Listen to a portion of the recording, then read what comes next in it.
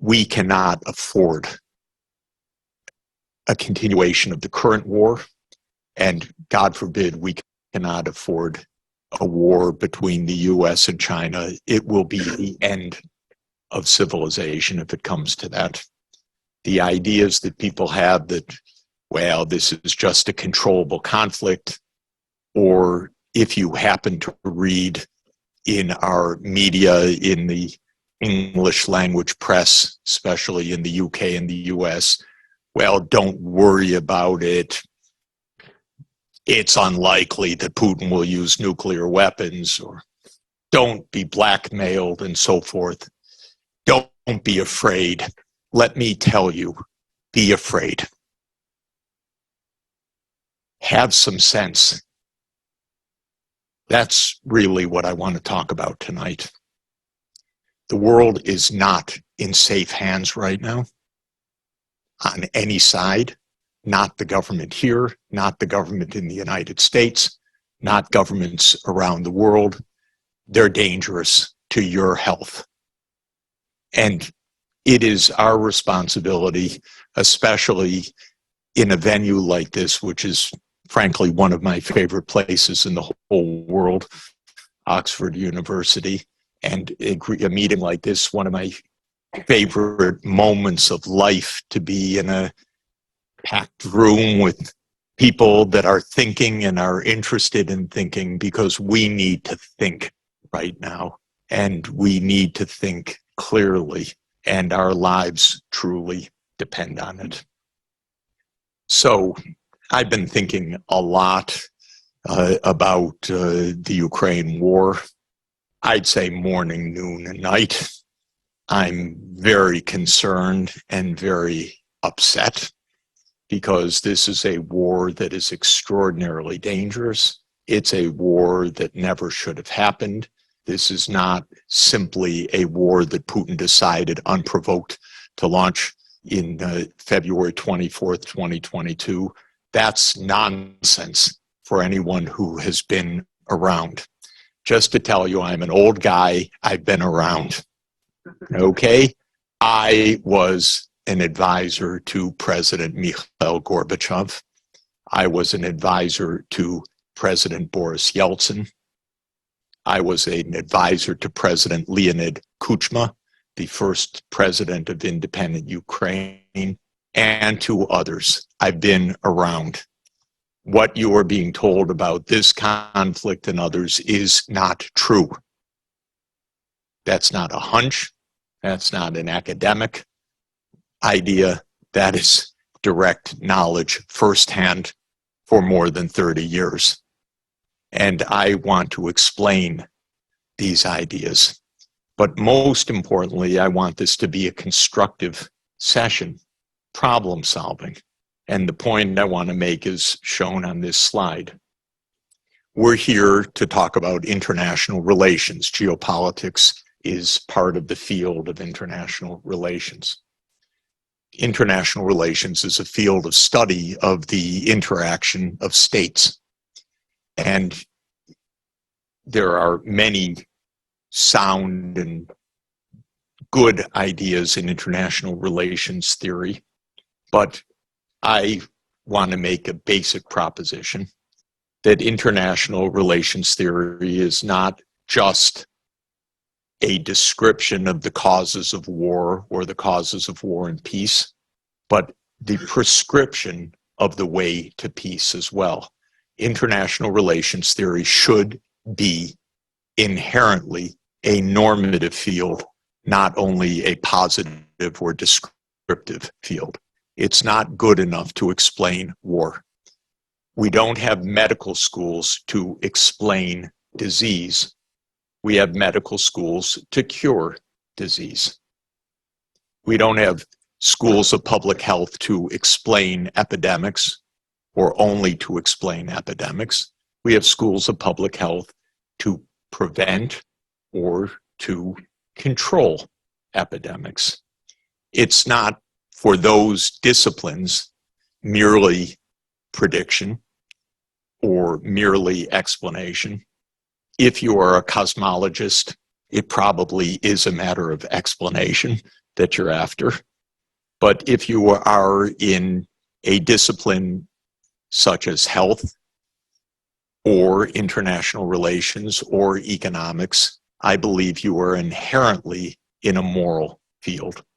Moral in the sense that you are inherently trying to improve the world. And the field of international relations should be a field to solve the problems of war. I want to hear from the universities how this war can end, not simply how to escalate more armaments. We're not hearing enough of that from the universities, frankly. And I want international relations theory to address the prescriptions for peace. And I'm going to give you a few. You may accept them or not accept them, but I believe that this is our business to try to design better solutions. One of the reasons for this is a very important statement by the favorite president of my lifetime, President John F. Kennedy. And I'll explain in my talk why he is my favorite president. I don't have very many favorite presidents, by the way. I think most of our presidents have been mediocrities or worse. Some outright criminals, some emotionally, pathologically imbalanced, and a couple great leaders. Franklin Roosevelt, the greatest of our leaders for a reason that I will explain. John F. Kennedy, the greatest leader of my lifetime.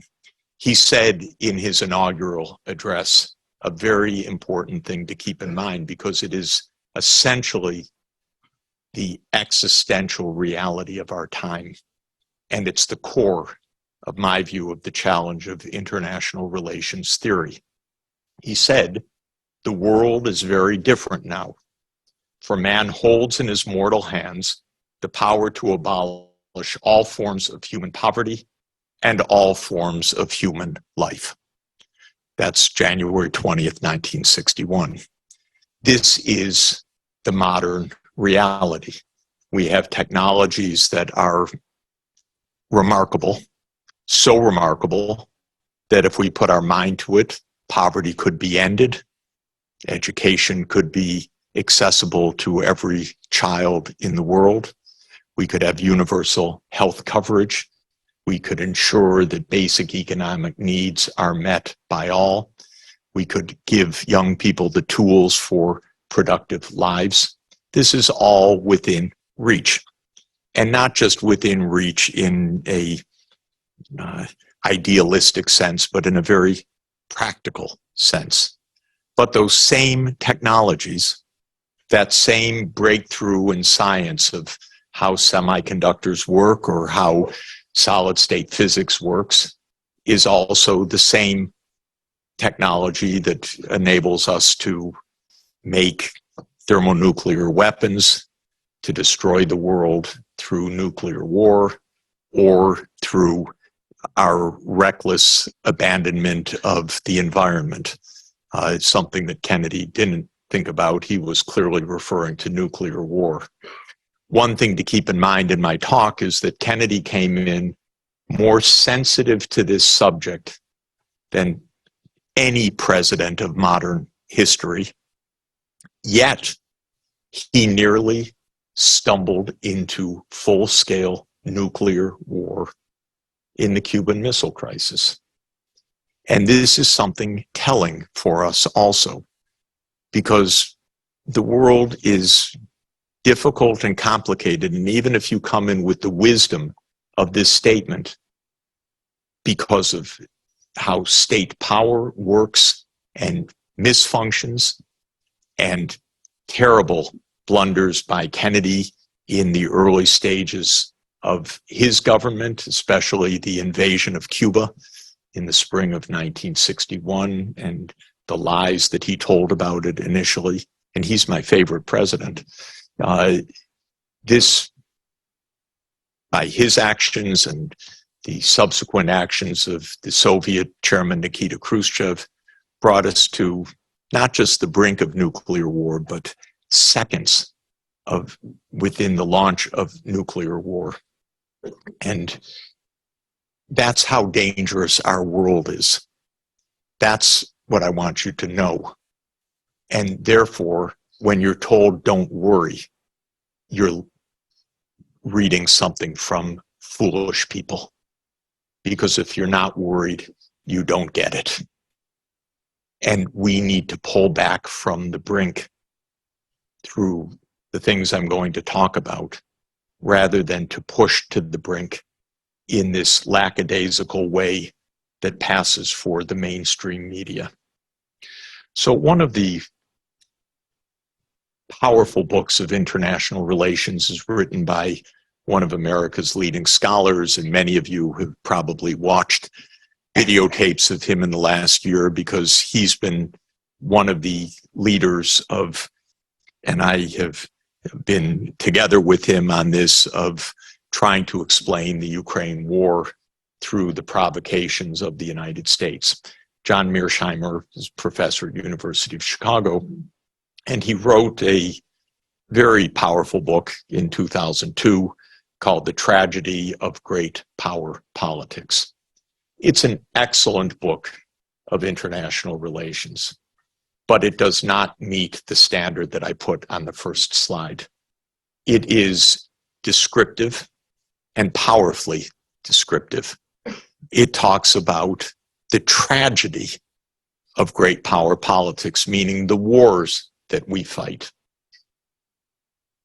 And while I admire John Mearsheimer enormously, and we're friends, and we speak and communicate with each other often, I want to go farther than this, because Mearsheimer says that the tragedy is inevitable of great power politics. And I don't believe we can accept tragedy as our fate, especially in the world that John F. Kennedy described. Tragedy in the past meant World War I or World War II.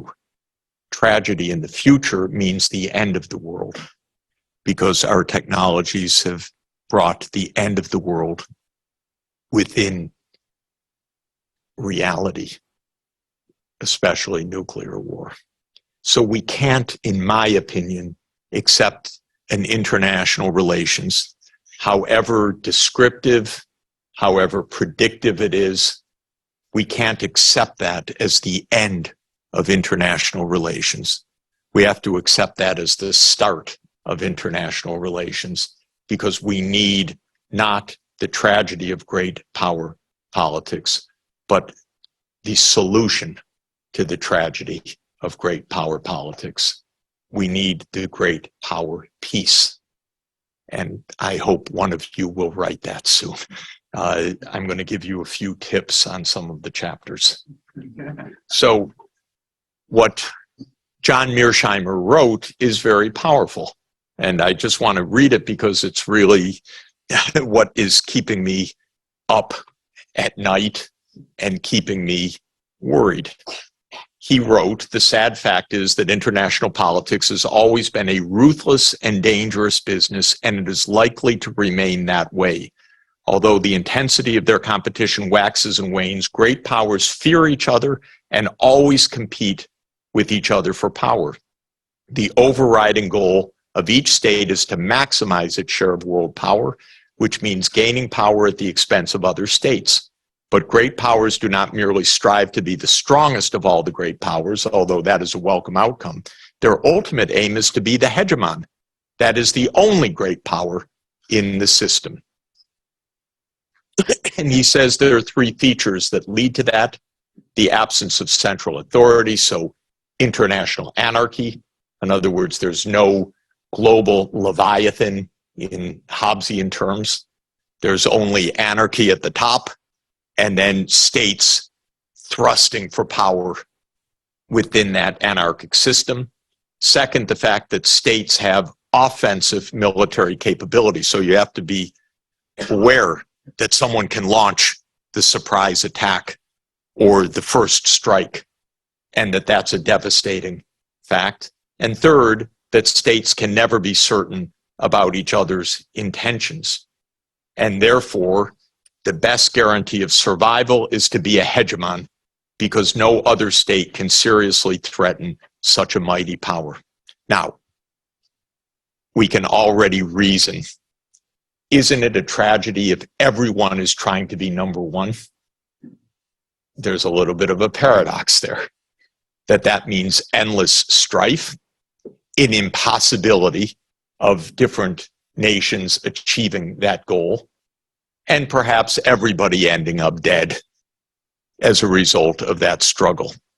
But that is John Mearsheimer's point, that this is the tragedy of great power politics. And he says, since no state is likely to achieve global hegemony, the world is condemned to perpetual great power competition. That's realism in international relations theory, and there is nobody that has developed that theory more effectively and cogently than John Mearsheimer. And incidentally, this book was written in 2002 at a time when the US had normal relations with China. It had normal relations with Russia. It seemed a calm world. The American exceptionalists felt very great about themselves, that it's the American world after all. And nobody much was talking about great power tragedy. And John Mearsheimer, to his descriptive and predictive credit, said, this will not go on.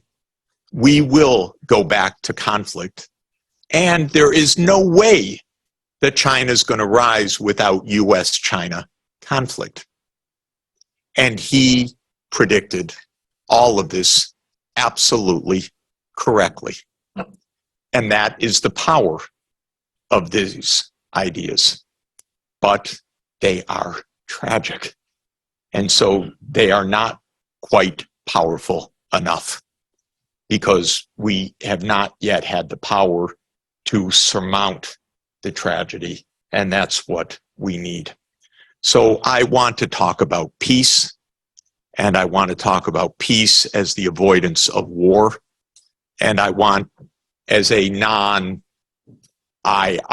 specialist, I'm an economist who has been engaged in global economic diplomacy for 40 years, to talk about international relations and war as I see it, but acknowledging I would like to see the solutions come out of international relations as a normative theory of peace.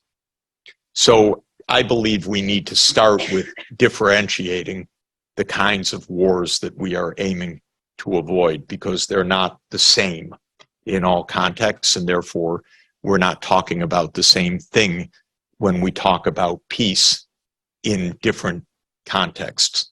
And since all categorizations are oversimplifications, what I'm going to say is an oversimplification, but oversimplifications in theory are meant to be useful, and I believe this is useful. So I want to distinguish three categories of war. One are wars of the empire, or wars of plunder.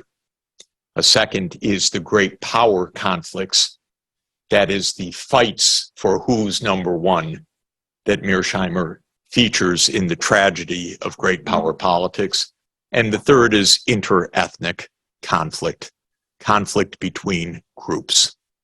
And I believe these are distinctive, and they require not only distinctive, descriptive, and predictive theories, but also distinctive, predictive theories, but also distinctive, prescriptive, normative approaches of how to stop these wars. So what are wars of plunder? Wars of imperial plunder certainly include the British conquest of the Indian subcontinent. They include the European conquest of Africa at the end of the 19th century.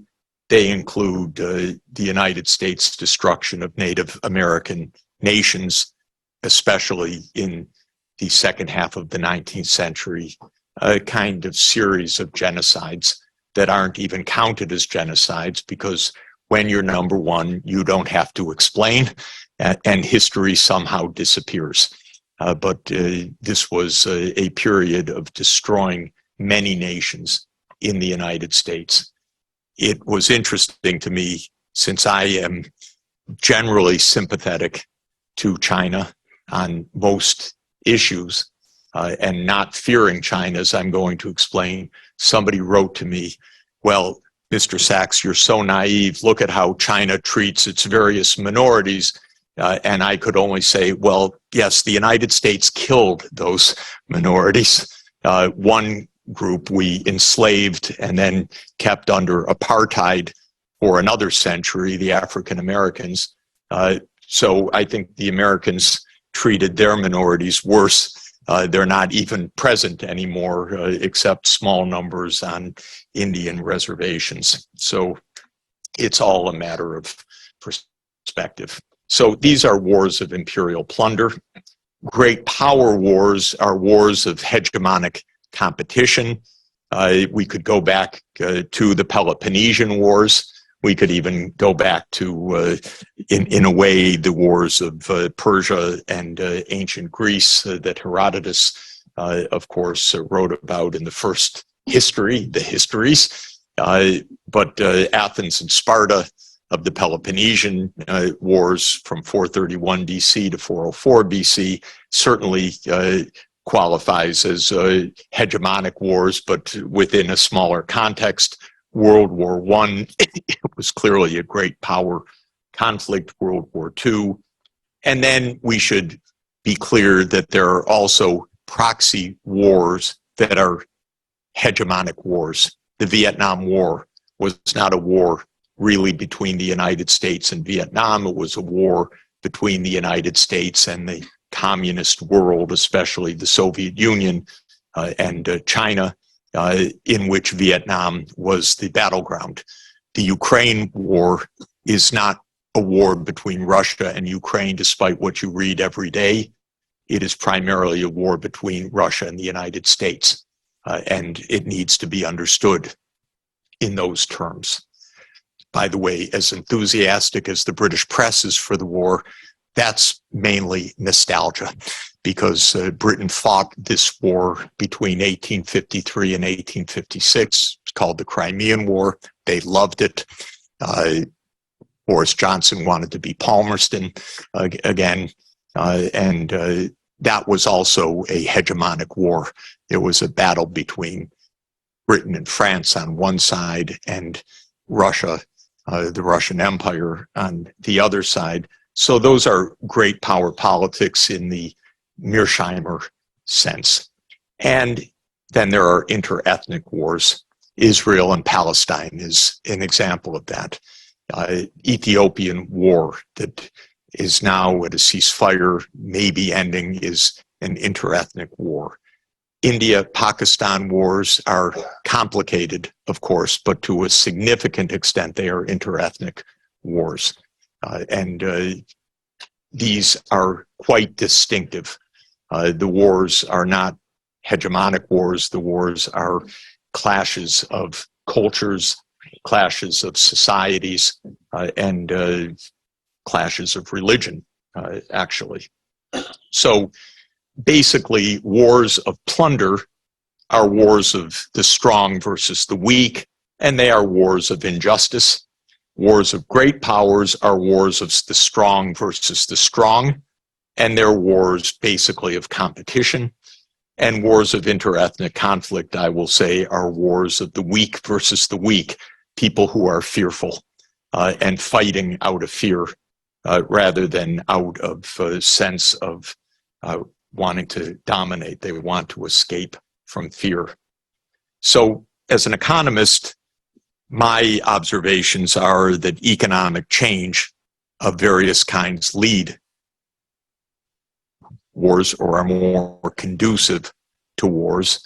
And I wrote a book in 2020 based on lectures that I very happily gave at Oxford in 2017 called The Ages of Globalization, where I describe how technology and institutional change and physical geography interact to produce long-term global change across many different ages of globalization.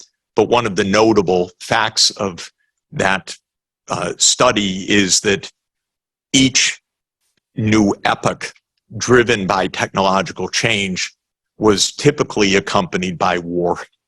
And technological change in various ways leads to changes of relative power, and changes of relative power lead to wars of the kinds that I've described.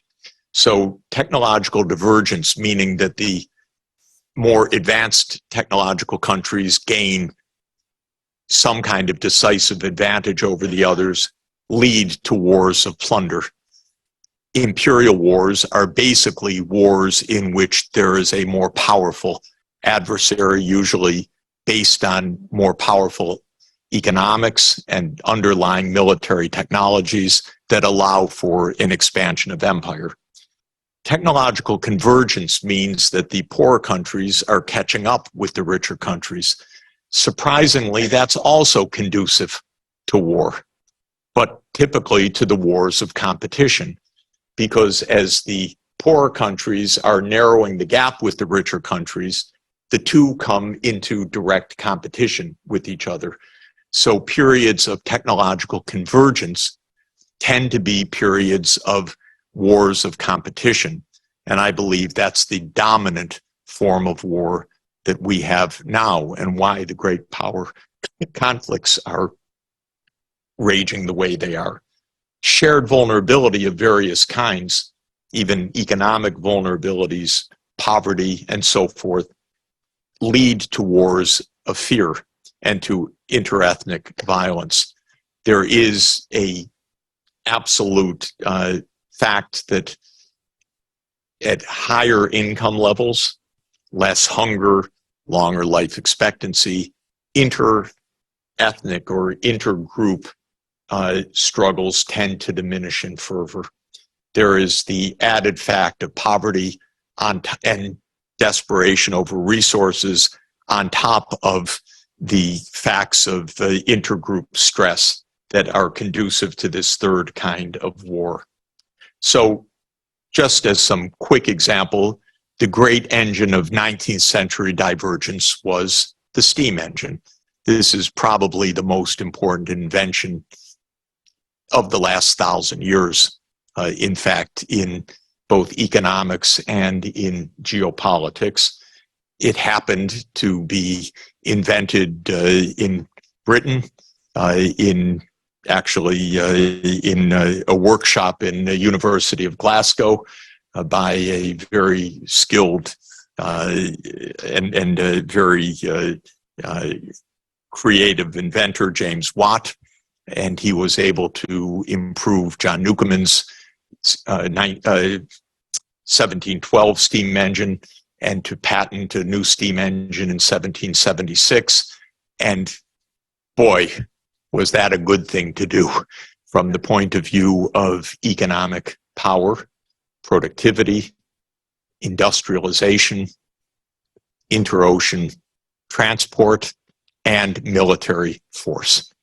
Britain became the first industrial society. It towered over the rest of the world in economic, financial, military might, and that led to the so-called Second British Empire of the 19th century. So we see one of the great turns of history. These are the usual data that Angus Maddison and his team developed on global output. This is the shares of world output of Asia and the North Atlantic regions between 1820 and 2019. And what you see is that as late as 1820, Asia had 60% of world output. And as late as 1820, the Indian subcontinent was the manufacturing center of the world. it was still the textile center of the world. We were just in a workshop in Varanasi, India, just a few days ago, making silk textiles, now by a power loom, but it would have been done by hand looms 2 centuries ago, but it would have been the center of the world textile industry really as late as 1800. In 1790, the steam engine was connected to a belt to move the spinning jennies and to move the power looms, and the rest, one could say, history. Britain used every trick in the book: protectionism, control over the ports, military force, and mechanization to destroy the Indian textile industry in the early 19th century and to subjugate India afterwards. But if you look at the red line, you see that in 1820, Asia had 60% of the world population, and then it went on a sharp downward course thereafter, and it reached its nadir in 1950 at 20% of the world population. Now, Asia having 60% of the world population, 60% of world output take care, Asia had 60% of the world population. So in 1820, per capita income in Asia and the rest of the world was roughly the same, not exactly, but roughly the same. And per capita income in Asia plummeted. Per capita income in the North Atlantic region, meaning Europe and North America, Canada, and the United States, soared. And these lines cross. It happens around 1857. That's a coincidence because this is just a linear extrapolation, but 1857 is, of course, the notable date of the Sepoy Rebellion, the Indian Rebellion, and in 1858, the whole Indian subcontinent falls under what becomes the British Raj. And that change of power was a war of plunder made possible by this differential economic performance. Now notice that the largest gap between the North Atlantic and Asia occurs in 1950, basically. And from then on, the lines start to converge again.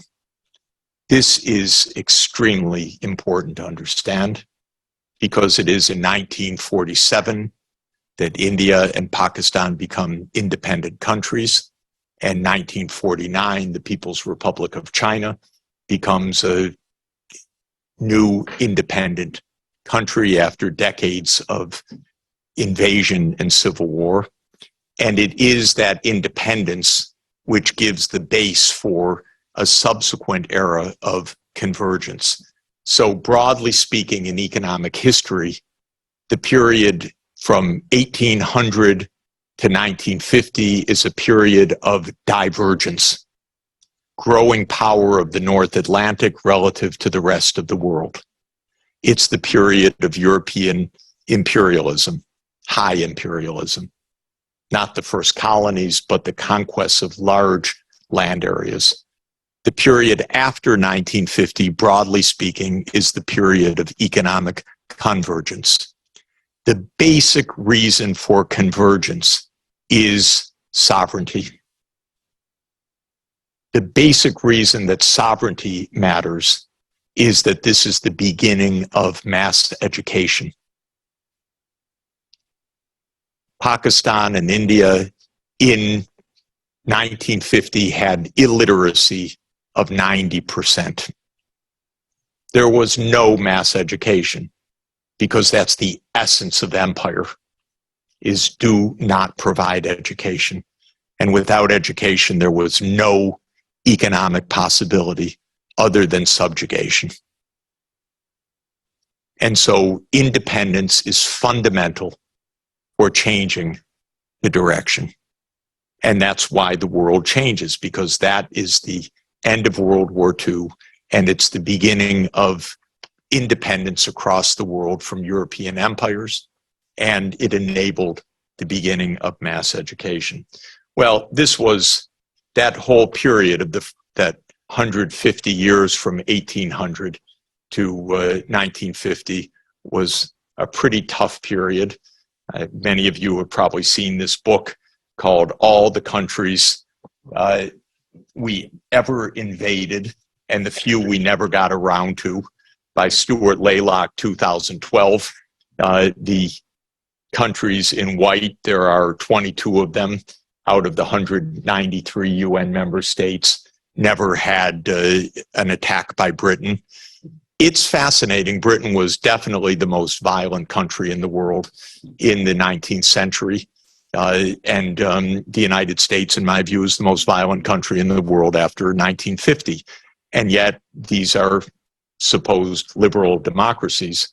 But the basic point is liberal democracy has almost nothing to do with peaceful foreign policy. Foreign policy is about relative power, and Britain used its relative power to conquer a large part of the world. And for the parts that it didn't conquer, it at least invaded or went to war at various times. So don't ever make the confusion of liberalism or democracy and peace. These are different concepts, different motivations, different reasons, and historically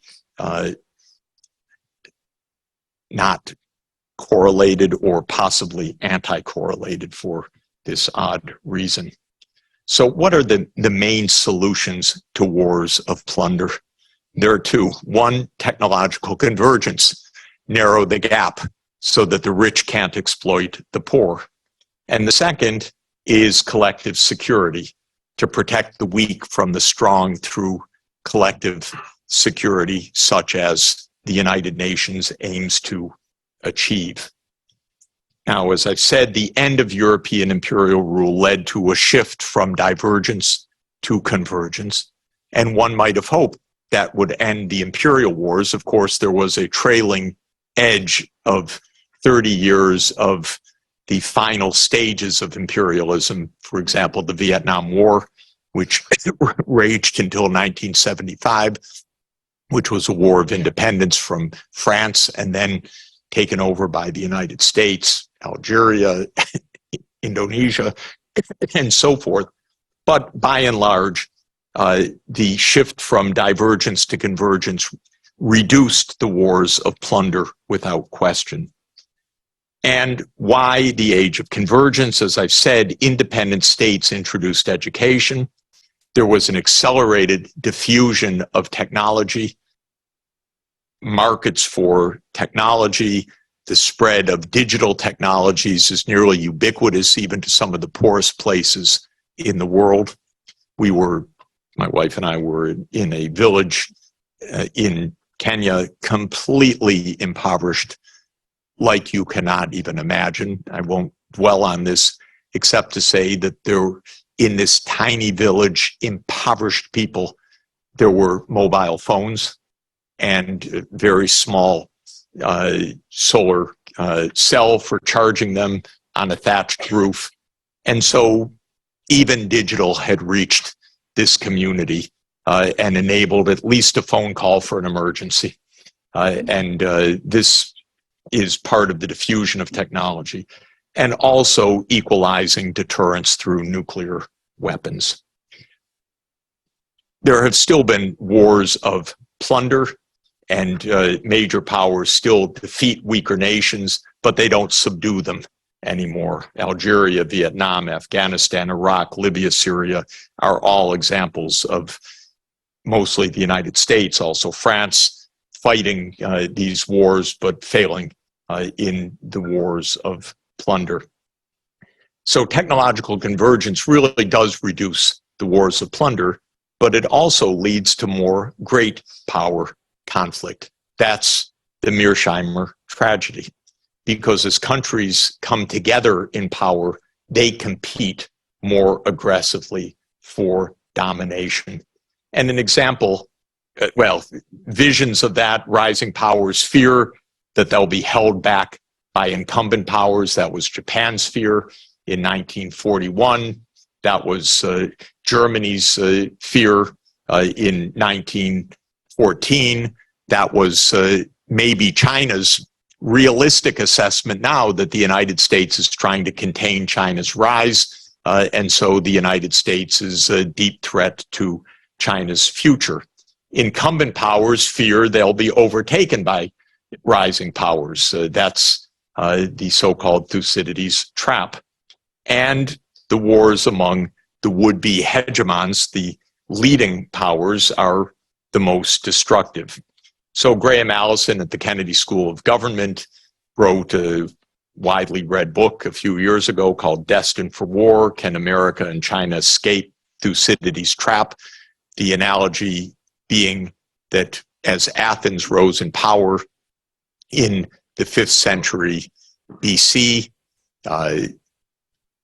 that eventually triggered war between, in this interpretation based on Thucydides, between the leading military power Sparta and the rising power Athens, and that was the basis for the Peloponnesian War, which ended up destroying both countries, by the way. That's the tragedy. Neither Sparta nor Athens won the Peloponnesian Wars. Sparta did technically, but it was soon disappeared from the map. These wars are negative-sum wars. So an example of a rising power through convergence is Germany's economic rise from 1870 to 1914. And you can see that, according to these same data of Angus Madison, that Germany crosses the UK GDP actually around 1905, and war ensues around 1914. Of course, I won't get into all the debates and complexities of World War I, except to say it was a tragedy of great powers. Each of the powers felt extremely vulnerable to the others, and especially Germany, France, UK, and the Habsburg Empire. Well, we're in a similar situation now.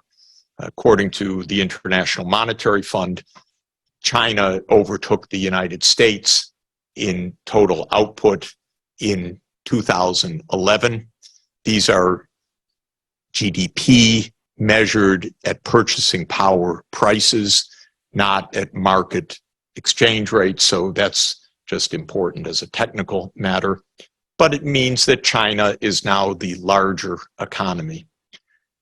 I say, well, what do you expect? China has 4 times the population of the United States. Of course, it's going to be a larger economy, except if China remains perennially poor. Technically, if China remains at less than 1/4 the per capita income of the United States. But why should that be?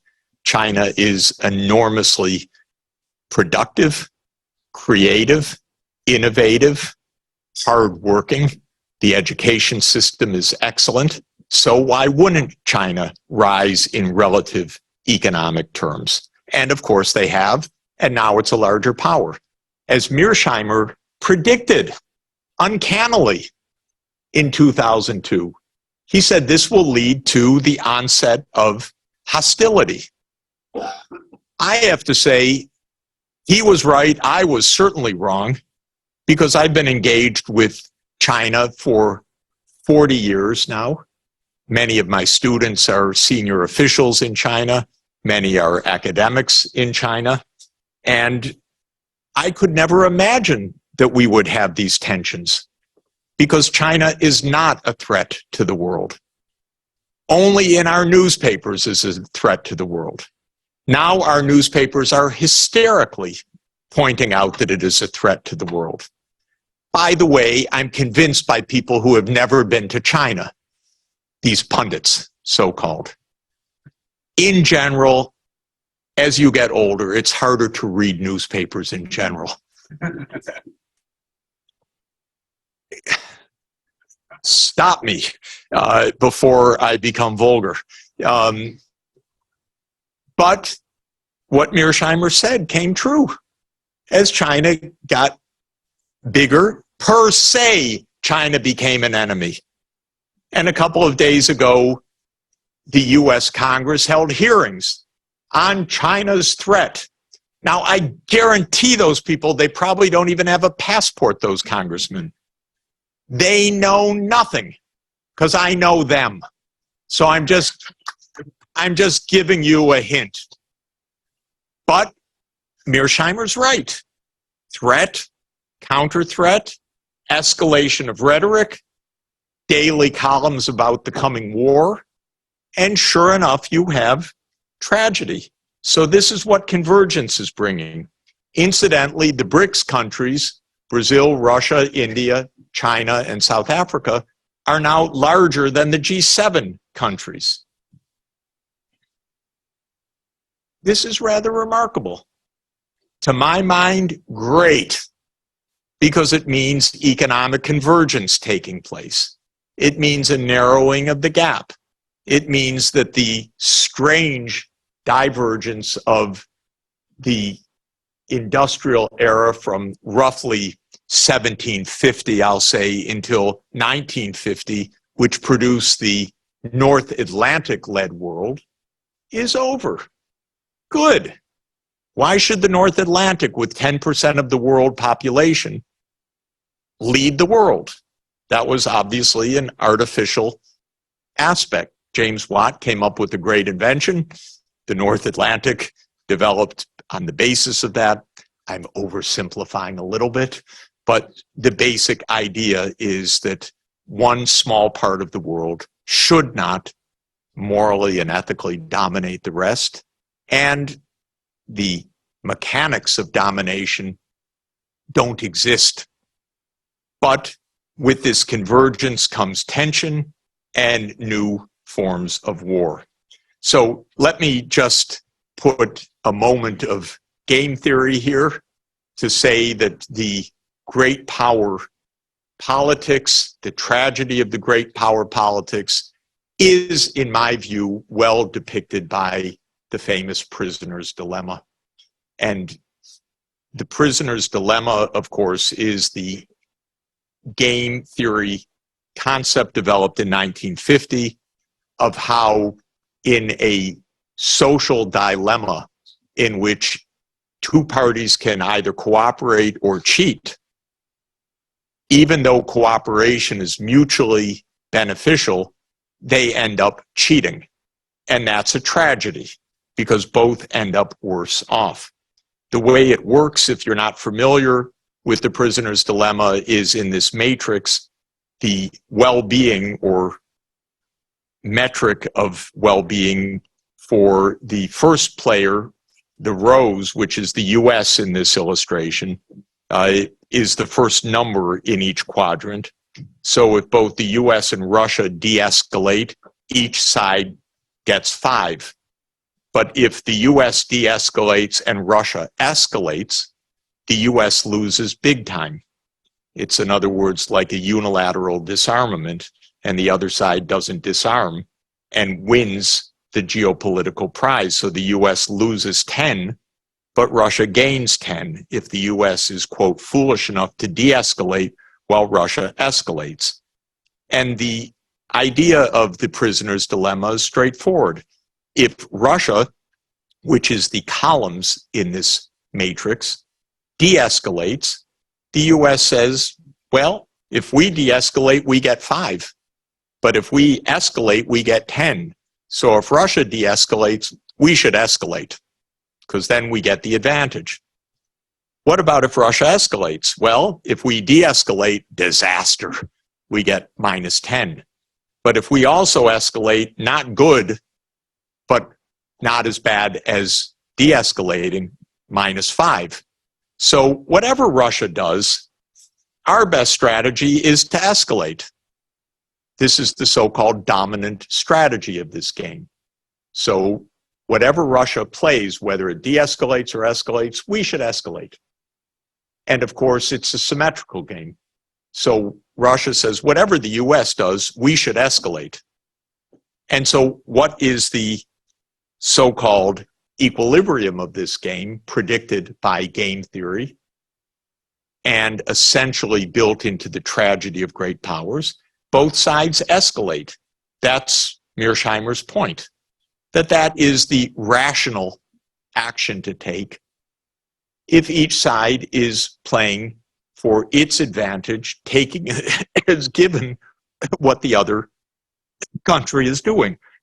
So both sides escalate. We have a war in Ukraine, and both sides lose. Of course, Ukraine loses the most. So I don't have this really depicting exactly the Ukraine war, I want to be clear. But the idea is that the US and Russia both escalate. What does this mean in practice? The US pushes NATO enlargement, and Russia pushes war to stop NATO enlargement. And you end up with a disaster for both sides. You look at that and say, guys, could you sit down and have a look? This isn't working very well for you. You're stuck in a disaster. Wouldn't it be good for both of you to chill, sit down, maybe US, I have an idea, don't expand NATO, just stay out. Russia, go home. Let Ukraine live. Stop fighting over Ukraine.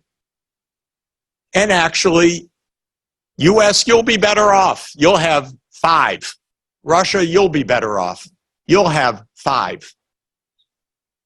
And that is actually the right answer for my first proposition, that international relations theory should be a theory of how to get to de-escalate, not a theory of why we end up at escalate. We don't have that theory now. If you say, as I do every day, why don't you negotiate? Well, you're called a Putin apologist. You're denied access to the Western media. You're deemed to be a fool, and so forth.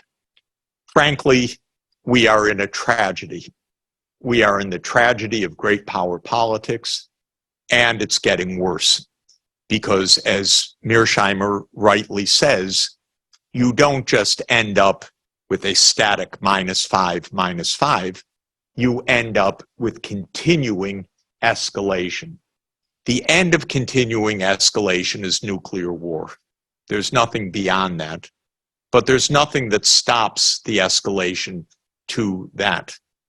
If Ukraine were really to be armed to invade Crimea, well, there would then be nuclear war. You would be told moments before we all are destroyed, don't worry about it. My advice to you is worry about it, because we don't want to get there.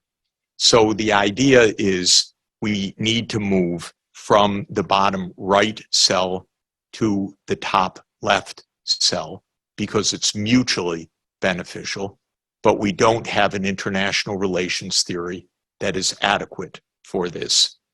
That's what we are searching for. I believe that there are 2 answers to that. In game theory, there is a famous finding, and the famous finding is if you let people playing the prisoner's dilemma talk with each other before they play, even without any binding agreement, they will cooperate 90% of the time. And so the mere human touch of negotiation changes the game fundamentally, even though it's not binding. And this, I believe, is key. How many times has President Biden spoken with President Putin during the year since the war started? I'll give you a hint. It's less than 1. And it's an integer. It is 0.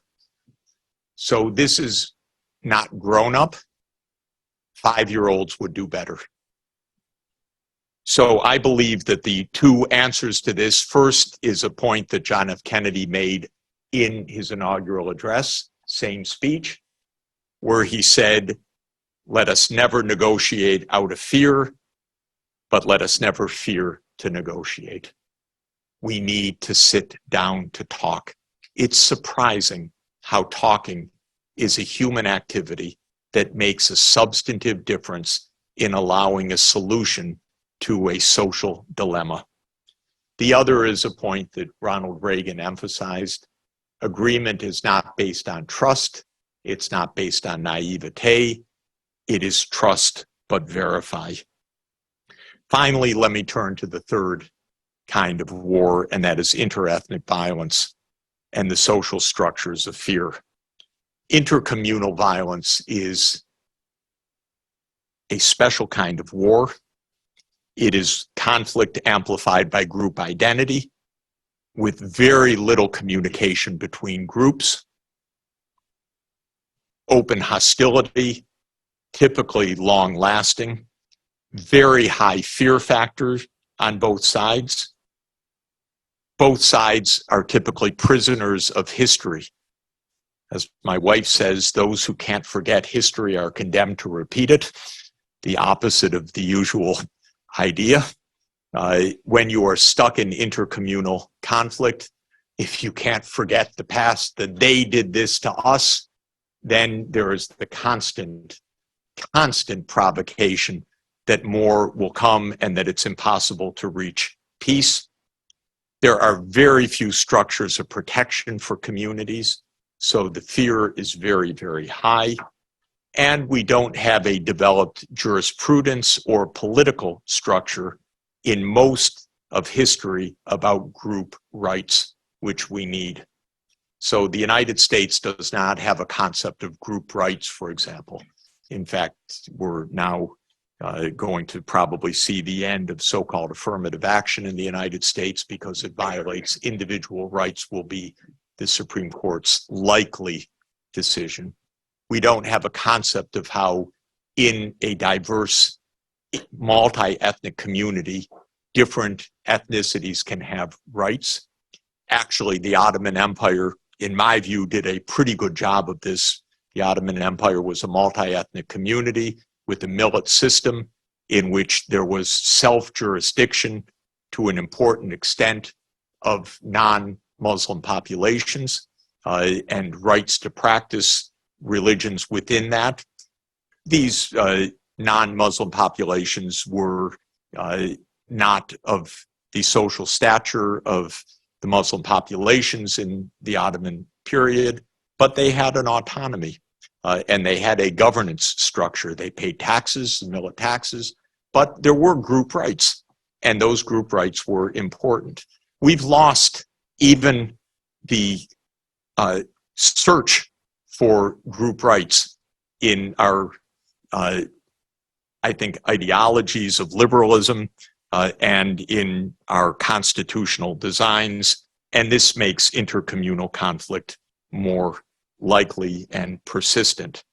Fear is a deep driver of this. I don't have time to elaborate, but there are wonderful articles by psychologists, social psychologists, neuroscientists, and conflict resolution specialists emphasizing the role of fear really as a subcortical, fast, reactive kind of decision-making.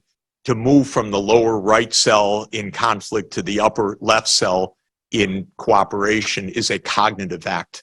It's not an emotional act, it's a cognitive act. And fear derails that kind of cognitive act to an important extent. So what are some potential partial answers which nobody has found? I would say first, group rights, especially for minority groups within a political framework. The search for universals in ethics, and I think that's where Allama Iqbal really comes into this. An ethics of tolerance, which is a special kind of ethics, which I'll come to in a moment. Intergroup dialogue, social and political structures of mediation, and shared culture, which is extremely important. Arts, sports, music, literature.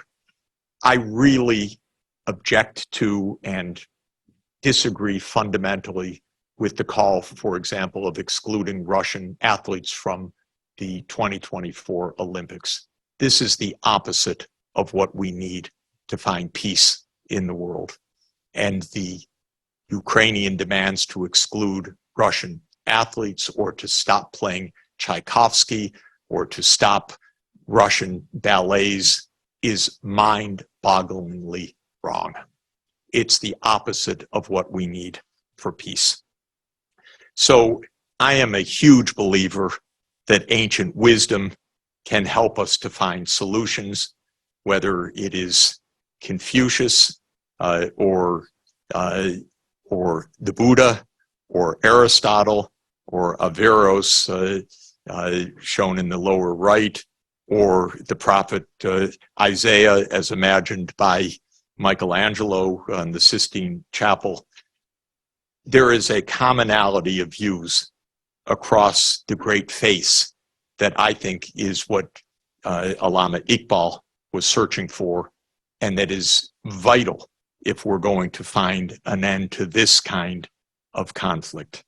So I would argue that there are at least 6 shared pillars of ancient wisdom across the Greeks, Jewish and Christian traditions, Islamic faith, Buddhism, Hinduism, and other ancient wisdom traditions. First, they're all based on virtue ethics, that the way to well-being is by building our characters, which I think is a fundamental point. It was not the dominant form of ethics in the English and Germanic world in the last 3 centuries, but it's making a very strong comeback. And I think virtue ethics is the right form of ethics, more than deontological or utilitarian ethics, because it puts ethics as the core of individual responsibility, like you quoted Iqbal as emphasizing. Second, it emphasizes that humans struggle between lower urges, let's cheat and take advantage, and a higher calling, let's cooperate because that's the right thing to do. It calls on reason of various kinds as being fundamental on the path to reaching that higher calling. It says that we need a vision of perfection, and this is where I think spirituality or religion is fundamental. And that is true from Plato and Aristotle through the various faiths, that God or the first mover or the idea of the ideal form is the sense of perfection and the responsibility of humans to strive for something better. Iqbal emphasized that science and the spiritual are conjoined, and I think ancient wisdom strongly emphasizes this point. The idea that religion and science are antithetical in some way is actually a modern idea. It is not the idea of ancient wisdom. And fundamentally, that there is a single human family. And I think not only the modern genetics of Homo sapiens proves this, and our knowledge of the single human family in the migration from Africa around 70,000 years ago, but the idea that we can find a common spirit as the basis of our shared humanity, despite our distinctive faiths and cultures, is a shared view of all of these ancient wisdom traditions. So, of course, Iqbal, as a great thinker and philosopher, as well as a poet, and I can't vouch for his poetry through translation, but I can vouch for his wisdom in this wonderful book of the reconstruction of religious thought in Islam, offered the goal of Islam as a message for all humanity, not a message for the believers, a message for all humanity. And he argued that we need to search for rational foundations, science and Islam. He quotes the prophet as saying, God grant me knowledge of the ultimate nature of things as this search for truth, and that the purpose of the Quran, he says, is to awaken in man the higher consciousness of his manifold relations with God and the universe. And he gives, in this spirit of a geopolitics of peace, he said, in every corner of the world, speaking in 1938, the spirit of freedom and the dignity of man are being trampled underfoot in a way to which not even the darkest period of history presents a parallel, anticipating what was to come, but calling for a world of universal human dignity. And he closed, and I thank Professor Malik for sharing this wonderful quotation with me, that only one unity is dependable, and that is unity of the brotherhood of man, which is above race, nationality, color, or language. So long as men do not demonstrate by their actions that they believe that the whole world is the family of God, they will never be able to lead a happy and contented life, and the beautiful ideals of liberty, equality, and fraternity will never be realized. A single human family. I think we still have the makings of this, though it's extraordinarily fragile. We are the 75th anniversary of the Universal Declaration of Human Rights, which is the closest we've ever come as humanity to expressing a common shared ideal. This was brought to fruition by Eleanor Roosevelt, who was the remarkable wife of our remarkable president, and she was absolutely remarkable in every way, and brought together philosophers and theologians and leaders from across the world and from all faiths to forge the Universal Declaration of Human Rights. And it is based on the idea that all human beings are born free and equal in dignity and rights. So just to conclude, we have different kinds of conflicts. We need different kinds of remedies. We need different kinds of institutional approaches. I will leave the slides with the Oxford Pakistan program for you to look at in your leisure and to communicate back with me your ideas. I am sachs@columbia.edu, easy to find and easy to share thoughts with. I believe that the United Nations, which was the greatest idea of our greatest president, Franklin Roosevelt, remains indispensable for our survival, even as its fragility is evident in the face of great power politics, private greed, and state impunity. So the world's very difficult.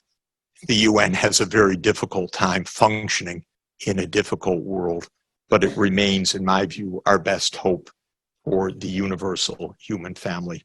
Let me close with words of President John F. Kennedy. I opened with his words, and I'll close with his words on my favorite speech of his, and it's my favorite speech by an American president in modern history. You can find it online. It's called his Peace Speech. It was given on June 10, 1963. It was a speech asking the American people to change their attitudes towards the Soviet Union, because the Soviet Union are human beings too who want peace. Can you imagine, at the height of the Cold War, an American president saying we need to empathize with the other side so that we can forge peace? When he gave this speech, Nikita Khrushchev heard it, called the American envoy in Moscow, Averell Harriman, and said, "This is the finest speech by an American president since Franklin Roosevelt. I want to sign a peace agreement with your president." 6 weeks later, the Partial Nuclear Test Ban Treaty was signed. This is how to get from the lower right to the upper left corner. Empathy, humanity, decency, speaking to the other side. So I'll just close with President Kennedy's words from that speech. So let us not be blind to our differences, but let us also direct attention to our common interests and to the means by which those differences can be resolved. And if we cannot end now our differences, at least we can help make the world safe for diversity. For in the final analysis, our most basic common link is that we all inhabit this small planet. We all breathe the same air. We all cherish our children's future, and we are all mortal. Thank you very much.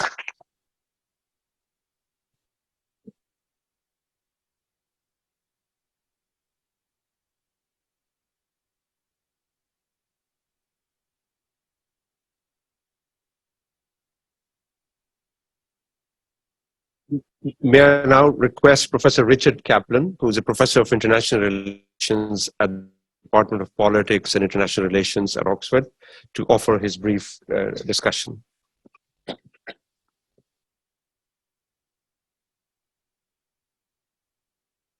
It is a very great honor to share the podium with Professor Jeffrey Sachs. And it is very difficult to follow such an inspiring and engaging lecture as we've heard this afternoon. In, however, the few minutes that are available to me, what I would like to do is really just make a few observations. It's difficult, if not impossible, to do justice to a lecture as rich and wide-ranging as you have just delivered. So I will limit myself, as I said, to just a couple of observations. Professor Sachs, I think, has very nicely encapsulated and reflected upon some of the leading contemporary thinking about geopolitics. With his slide on description versus prescription, one is reminded of Karl Marx's theses on Feuerbach. I'm sure you don't fashion yourself a Marxist, but I hear an echo where Marx stated, philosophers have hitherto only interpreted the world in various ways. The point is to change it. Implicit in Professor Sachs's analysis here, and I would say explicit in some of your writings, is the view that realism, whether classical or contemporary, is fundamentally flawed because it places too much emphasis on competition as the driver of international relations and underestimates the scope for cooperation. And this is where description and prescription converge, because if realists are wrong and greater cooperation among nations is possible, then it's arguably incumbent upon national leaders, and for that matter, we, social scientists, to exploit the opportunity for cooperation inherent in international relations, because greater cooperation is precisely what is needed to address global environmental crises, global financial crises, global health crises, and so forth. The difficulty, as I see it, is that while there's always scope for greater cooperation, and we have witnessed such cooperation in the past, this is not a pipe dream. Think about the eradication of smallpox and polio, the dramatic reduction of the ozone hole, the lifting of millions of people out of poverty, and the elimination of an entire class or classes of lethal weapons, none of which could have been achieved with states acting entirely on their own. But it's still the case that states can, do, and will resist the pressures to act in concert towards recognized common goals, goals which they themselves recognize as sharing and even as a necessity for survival. Now, why is that? Why is it that they resist these pressures? The reasons are complex, but one factor is a short-sightedness which manifests itself in two ways. One is the de-intensification of the threats that we face. Now, for many, for instance, global warming may be a present reality, not denied. There are those who deny, of course. May be acknowledged as a present reality, but it is still a distant threat in the minds of many people. I would say in the minds of most people. And second, the attraction of and drive for short-term gains, putting profits before people, whether it's corporate greed, personal aggrandizement, or electoral advantage. Now, Professor Sachs quotes John F. Kennedy, "If we cannot end now our differences, at least we can make the world safe for diversity." These are laudable words, but did JFK and the United States generally strive to make the world safe for diversity? Safe for governments that wished to liberate themselves from colonial or neo-colonial rule. Think Vietnam, think East Timor. Safe for governments that sought to elevate public welfare above the profits of multinational corporations. Think about Guatemala, 1954, Chile, under Allende. One could understand why Mearsheimer's book is titled The Tragedy of Great Power Politics. What we need, and what Professor Sachs has promised us in one of his essays, and I think hinted at towards the end of your lecture tonight, is a roadmap for achieving 21st century multilateralism. But it has to be meaningful multilateralism.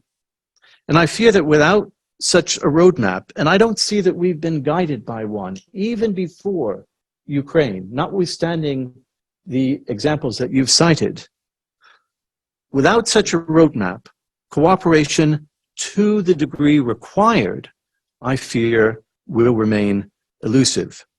So I think it's fair to say that we share, you and I, the same aspiration for cooperation, for multilateralism.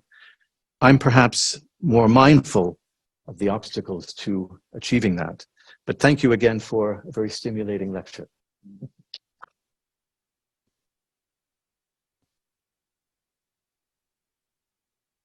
Thank you very much for your patience. I realize that we are running late, but we'll still have 15 minutes, if possible, for Q&A. So there's a question here. Maybe you have... Do we have a mic?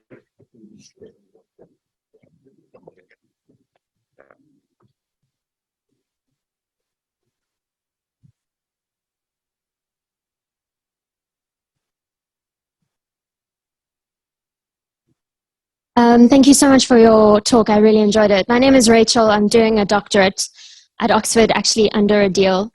Two quick points, one quicker than the second.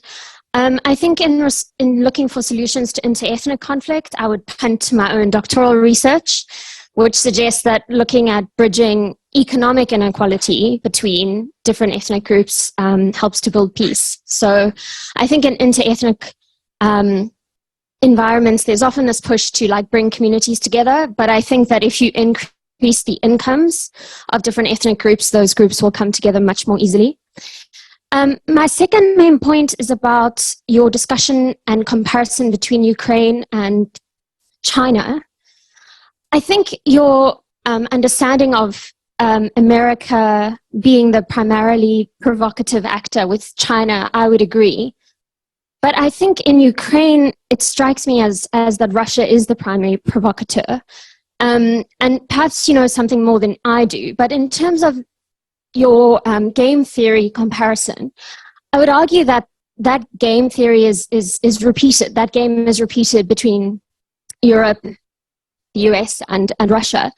And I would say that when Russia invaded Ukraine, they escalated and the US de-escalated and Russia ended up with all 10 points. And so I can understand when that game is repeated and Russia invades all of Ukraine, there is the feeling that perhaps a response is something that's required to block Russia from being a bully in Eastern Europe, basically. And the reason I would say this, the second thing I would say to support this is that I don't see, and perhaps again you have more information than I do, that the US or Europe has done something to actively pull Ukraine towards itself. It strikes me that it was increasingly Ukraine's decision to align more closely with Europe because of its internal domestic political decisions. And actually Ukraine has tried to enter the European Union in the past, and that's been turned down by Europe in an effort to ally Russian concerns. So my feeling is that very clearly that Europe and the West have been more inclined in the Ukrainian issue to de-escalate, and that Russia has been the primary escalator in that case. Okay, sure. Professor Faisal Devji. Thank you for that.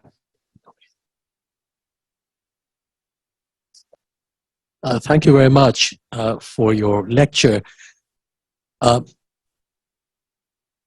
Returning to the Ukraine war, sadly, I was unsurprised, and I continue being unsurprised by the logic of actions on either side in this war, much as one deprecates it, because they all seem to be acting out some script of the kind that you have described. What really surprised me is the response of the rest of the world outside the West. For the first time, you see an extraordinary coincidence, perhaps, of small, medium, and large powers choosing to renege from even taking a position.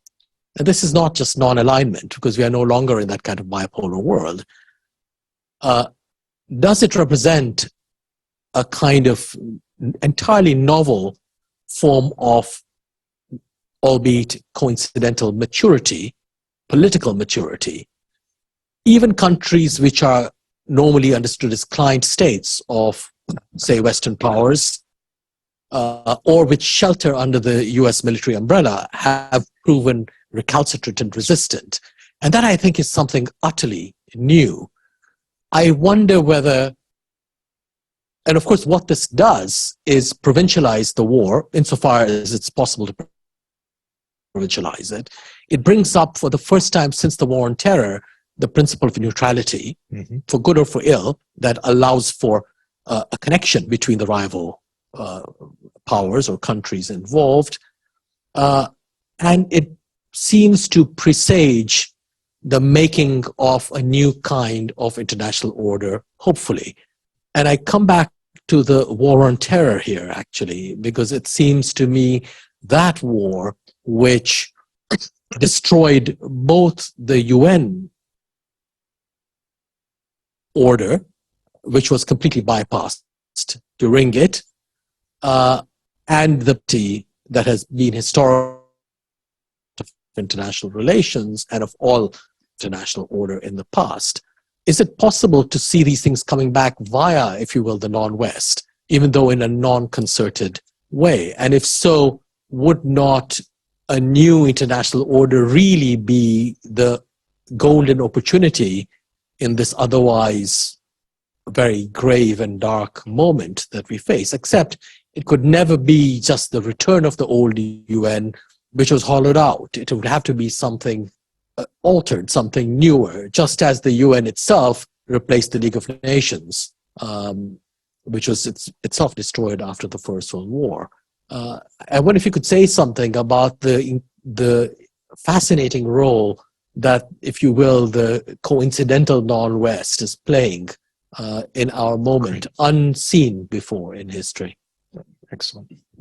Maybe one more, because these are long questions. And since we only have till 10 this evening, maybe one more question. Oh.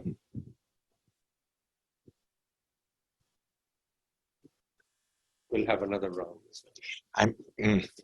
Because I'm going to. Thank you. My name is Mohammed. I'm a master's student from Djibouti. A very interesting lecture. But I was wondering, last week, the People's Republic of China announced a 12-point plan on a resolution to the conflict in Ukraine. I'm wondering, if a brief question, if you could just comment on those 12 points, and how do you see that as realigning sort of the traditional roles of all these major powers? Comment on The 12 points of the Chinese government's peace plan for Ukraine. Oh, the 12-point. Oh, sorry. Yeah. Okay. Got it. Perfect. Okay. So why don't we just, if you don't mind, take a pause for 7 or 8 minutes on Ukraine, just to give you my own sense of what's happening, which is actually close to John Mearsheimer in certain ways. And I've seen a lot of this firsthand.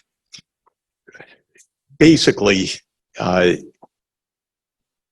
idea that this is a provoked war is an idea that the United States acted in a way which Russian leaders understandably viewed as deeply threatening Russia's security.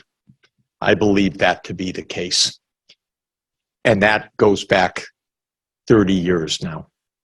And so let me explain briefly. Gorbachev was a a miracle for the world because he believed in unilaterally disbanding the Warsaw Pact military alliance of the Soviet Union and making a peace between the Soviet Union and the West meaning the United States and Europe, basically. And this was a dream unimaginable, really, that this could happen. But it did happen, and I attribute a great deal of it to not even to Russia's or the Soviet Union's weakness, though that was undoubted, and need for reform, but actually to the extraordinary decency of this leader and the search for a way forward peacefully.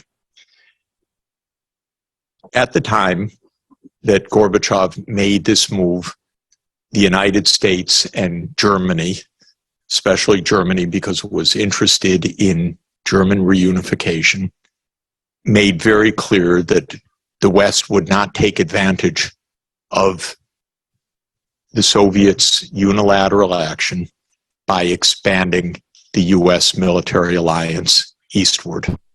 This is not a myth. This is hard facts. And you can find this on the George Washington University archives, what Gorbachev heard. You can find that online and all of the underlying documentation. And if you can't find it, email me and I will give you the links. I know this from 30 years ago. And the US had a different view. The US, starting in 1992, took the view that now we were in a US-led world, a unipolar world, and that the US could do what it wanted. And it aimed to do what it wanted. The authors of this were in both political parties, in the Republican Party, especially Cheney, Wolfowitz, Rumsfeld, in the Democratic Party, Hillary Clinton, Victoria Nuland, President Biden, and others. This is a doctrine which is rightly called neoconservatism, but it's a doctrine of US exceptionalism and unipolarity, that the US aim is dominance, what they call full spectrum dominance, meaning military, technological, and economic dominance of the United States in every major region of the world. In the mid-1990s, there was a huge fight inside the US government between those who said, don't expand NATO, you will wreck relations with Russia, and those who said, we're the United States, we do what we want. In the end, Clinton went with the we do what we want school of thought, and the first NATO expansion took place, expanding to Poland, the Czech Republic, and Hungary. That raised tensions with Russia, and the greatest statesman and scholar of US-Russian relations in our modern history, George Kennan, said this will lead to a new Cold War, declaring that in 1997. The Secretary of Defense at the time, Bill Perry, thought about resigning in protest. He was so upset with the decision to expand NATO because he regarded it as a basic violation of promises as well as a basic provocation to Russia. Now, I can tell you that first expansion was taken badly, but it did not lead to this war. The next step was 1999. For a variety of reasons, NATO bombed Serbia 48 straight days to break Serbia in two and to break Kosovo outside of Serbia. It was disgraceful, in my opinion. That was the first war in Europe since World War II, not the Ukraine war. It was directed at Russia's close ally, and it was directed at regime change, period, and to break Serbia. That raised the temperature a little bit higher. Then came 9/11, and President Putin immediately said to the United States, I will help you, we will cooperate together. But then came two terrible decisions. First, the United States unilaterally walked out of the anti-ballistic missile treaty in 2002. This was taken as a direct and immediate threat to Russia because it meant the possibility of the United States looking for first strike potential against Russia. It was a unilateral action by one of our worst governments in our modern history. I keep saying that, they keep getting worse. So, but at the time I thought this is pretty bad, George W. Bush Jr. Then in 2003 came the completely unprovoked Iraq War on completely false pretenses, cooked up phony intelligence to launch a war of regime change again. That raised temperatures further.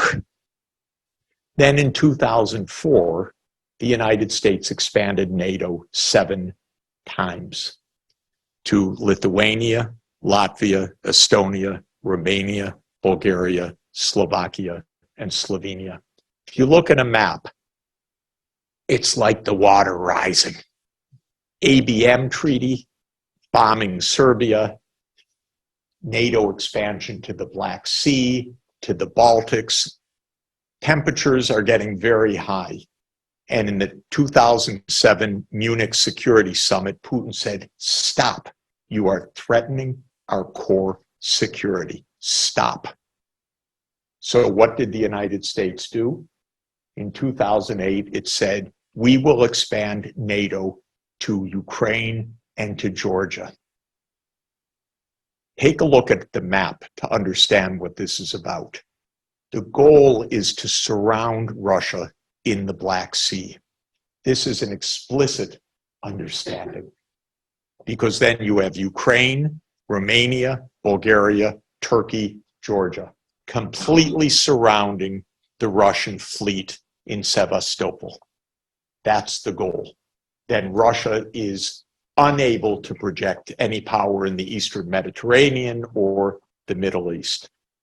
Putin told Bush in Bucharest in 2008, you do this, you will find out.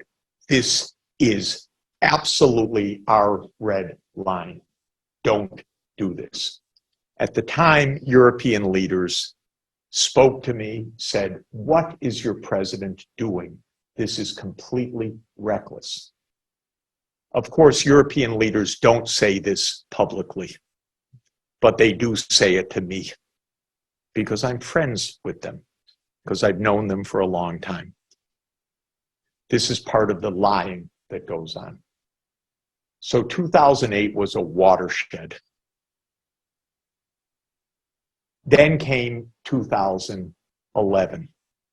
In 2011, President Obama instructed the CIA and other parts of the US government to overthrow Bashar al-Assad in Syria. This was a US regime change operation. The war broke out because of the United States arming a mercenary army together with Saudi Arabia to overthrow Assad. There would have been no war but for the United States.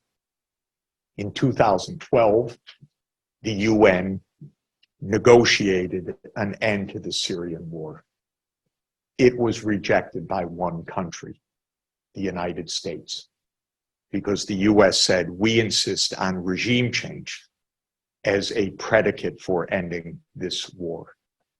None of this you will find in the media, because by now the media have stopped reporting almost any truths that are inconvenient. I know this firsthand from the highest authorities. Then in 2014, the United States helped to overthrow the Ukrainian government. Have no doubt about it. You can even listen to the tape of Victoria Nuland, who was then the Assistant Secretary of State, speaking to the US ambassador in Ukraine, Jeffrey Piat, about who's going to come into the government 2 weeks before the overthrow. I know firsthand about this.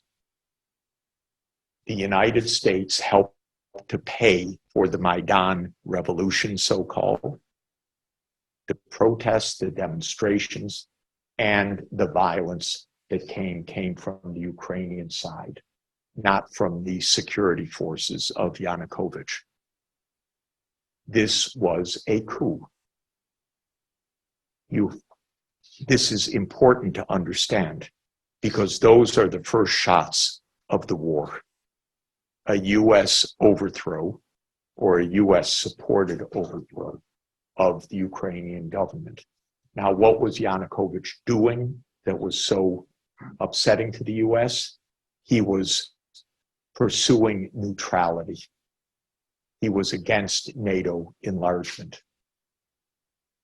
And the US overthrew him, and a very Russophobic, highly nationalist government came into power with the US backing the next day, ended the neutrality, even passed a law outlawing the Russian language one day, though not implemented. But that was the beginning of the war. The month after, Russia retook Crimea. Many Russian forces in the Ukrainian military broke away from the military, took their equipment, and started the insurrection in Lugansk and Donetsk. These were Ukrainian weapons that came from contingents of the Ukrainian army. The fighting started in eastern Ukraine at that time. The United States sent billions of dollars of weapons to Ukraine during the period 2014 to 2021, building Ukraine's army and modernizing it, which is why it could fight as effectively as it did this past year. All of the fortifications, the cities turned into fortresses, the heavy armaments, that was billions of dollars of US funding to arm an anti-Russian regime that it had helped bring to power. I think by now, Putin was a little annoyed, if I could put it that way. None of this history is recounted in our media, in our politics, in our discussion, because everything is that for an unprovoked reason, because Putin thinks he's Peter the Great, he launched a war for no other reason than imperial expansion on February 24th, 2022. That is a lie, ladies and gentlemen. This goes back 30 years, and the United States has behaved horribly because the US should not move its military alliance to the more than 1,000 kilometer border of Russia. And this is the mistake. So at the end of 2021, President Putin put down 3 demands. One was neutrality. The second was Crimea remains part of Russia, as Crimea has been the home to the Black Sea Fleet since 1783. And the third is that the Minsk II agreement should be implemented as Europe and Ukraine had promised, but then reneged on. The United States refused to negotiate. I know it because I spoke to the White House then and said, what are you doing? This is the basis for peace. You can avoid this war. Just make clear NATO is not enlarging and the war will not happen. they would not do it because this has been a long-standing project. Then they say, this has nothing to do with NATO. If it has nothing to do with NATO, all the United States has to do tomorrow is to say, NATO is not enlarging. Then we can test that theory versus my theory. But they won't say it. Why? Because they haven't thought about it? I don't think so. Because they have an intention to expand NATO. And that is the goal. And if it's not the goal, then they are so unbelievably irresponsible not to have tried the alternative that it is unimaginable. This is not to justify an invasion and the killing. It is to help you understand it. And most importantly, it is to help you to understand that there is a way for this war to end. That's the point. The way for this war to end, in my view, is President Biden picks up the phone and says, President Putin, NATO will not expand to Ukraine. Now let's talk. I may be wrong, but without trying that, I find it an egregious destruction of Ukraine, first and foremost, that's going on. I am not pro-Putin. I am pro-Ukraine. I want the killing to stop. I want us to try to end this war. I want us to understand the basic reason for this war, or if it's not the reason, to prove it. And this comes to your excellent question. Most of the world leaders I know around the world believe this is a war of NATO expansion. They believe this is a US-Russia proxy war. Maybe it's not. But then the United States has been the most failed diplomacy in the whole world. Because if really this is not right, all they have to do is say it. And the fact that they won't say it either shows a level of incomprehension and irresponsibility that is beyond my fathoming, or it shows a duplicity, which I believe to be the case. But on the substance, my view is that this neoconservative group has been in charge of US foreign policy since 1992. I think it has been an abject disaster for the United States. It has helped to create the war in Ukraine. It's bringing us absolutely to the risk of World War III in East Asia over Taiwan. Same kind of approach, same kind of provocations, shipping more arms to Taiwan, not respecting the one China policy, not having proper dialogue. All of it is utterly irresponsible. The world senses this now. So the United States and Europe did not isolate Russia at all. Russia trades with all of the rest of the world, with Africa, with Latin America, and with Asia.